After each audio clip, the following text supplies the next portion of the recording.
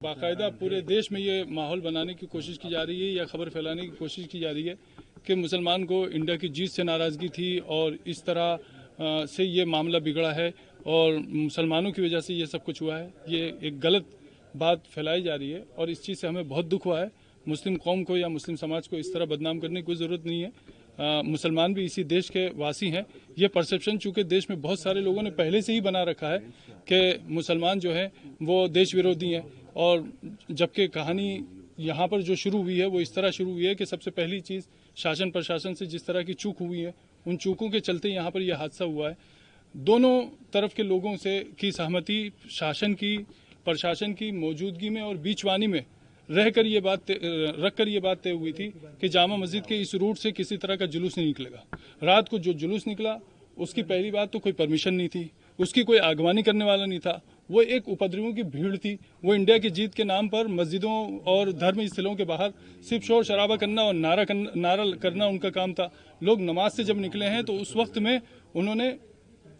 वक्त में ये भी हुआ है कि सुतली बम मस्जिद पर फेंका गया। अब इसका इंडिया की जीत से क्या लेना देना था? क्या मस्जिद पर बम फेंकने से इंडिया की जीत का जश्न मनेगा?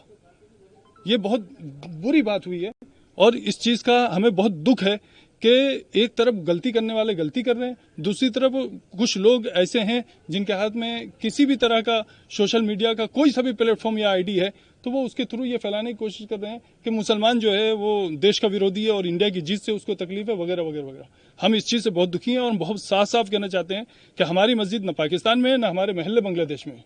हम इसी हिंदुस्तान के निवासी हैं, इसी हिंदुस्तान में हम रहे हैं, इसी हिंदुस्तान में हम रहते हैं, इसी हिंदुस्तान के साथ हमारा रिश्ता है। इस तरह की बातें करना ये और फिर कुछ लोगों की तो मैं समझता हूँ कुछ लोगों की तो रोजी रोटी या नेतागिरी या उनका अपना जो भी प्रोफेशन है वो तो हिंदू मुस्लिम पर चल रहा है।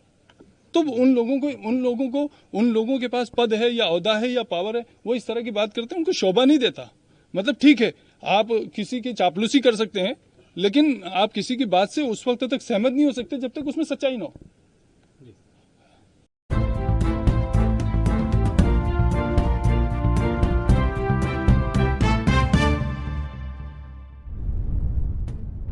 टीम इंडिया की जीत पर जो माहौल देश में बिगड़ा था, जो दंगा देश में हुआ था, महू की जो घटना सामने आई थी, उस पर मौलाना का बयान सामने आ चुका है।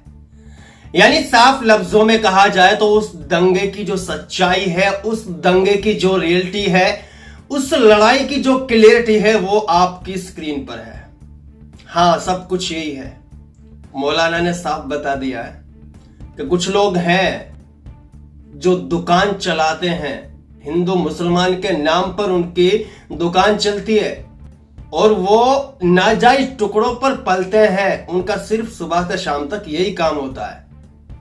ये प्री प्लानिंग है, पहले से ही लोगों को इसके बारे में प्लान किया जाता है, बताया जाता है, फिर उसी तरीके से लोगों को वहां से निकाला जाता है। लेकिन दोस्तों मैं आप लोगों को बता दूं, ये वो लोग हैं जो ना हिंदू धर्म से बिलोंग करते हैं ना मुस्लिम धर्म से बिलोंग करते हैं। ये सिर्फ नफरत से बिलोंग करते हैं और नफरत ही इनके दिलों में राज करती है।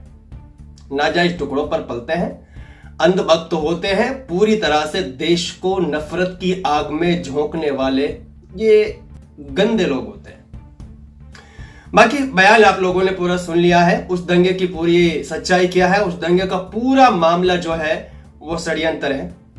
उसमें पहले उन लोगों की तरफ से पहल की गई जो वहां जुलूस निकालने गए थे। हाँ, वो बात सच है कि पथराव दोनों तरफ से हुआ है। अब आप मानिए यार, जब आप लोगों के ऊपर हमला किया जा रहा है, आप लोगों को मारा जा रहा है, आप लोगों को घर के सामने आप लोगों को बुरा भला कहा जा रहा है, तो कोई चूड़ी थोड़ी ना पहनी है भाई साहब आप लोगों ने हाथों में जो आप उनकी बातों को सुनते रहेंगे। कोई छक्का थोड़ी ना बैठा है यहाँ पे जो बोलते जाएंगे और हम उसके बारे में कुछ भी सुनते जाएंगे। भाई साहब कोई भी नहीं सुनता, चाहे किसी को देख लीजिए आप। इसीलिए कहते हैं अपने घर पे कुत्ता भी शेर होता है।